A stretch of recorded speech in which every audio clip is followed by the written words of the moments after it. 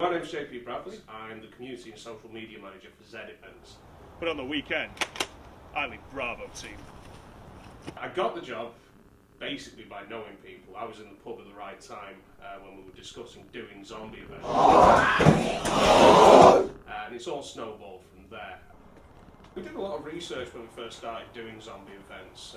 Obviously I already played kind of zombie video games and watched quite a lot of zombie movies, but we started watching more and more and just kind of consuming it wholesale to kind of find out how people get the scares out of the audience.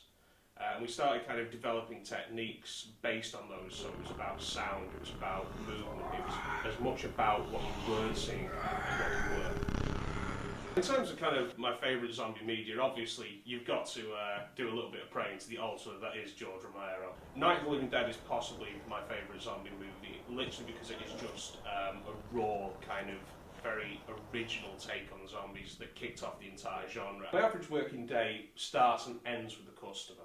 The first thing you do in the morning is you check your emails, you check your kind of messages on social media, you see the ways in which the customer is engaging with the brand and with you. And obviously you kind of go back to them and talk with them and just kind of get involved in their conversation. After that we get into the kind of bricks and mortar of community management.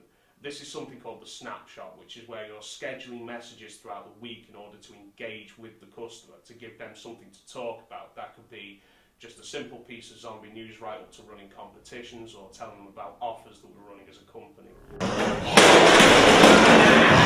How many rookies? Let's go! Roger that, Bravo 2. Alright, finish up your sweep and read me from it.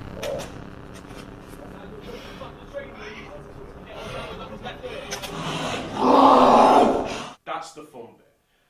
The actual job itself, for me, is squad leading. Squad leading is a very difficult discipline.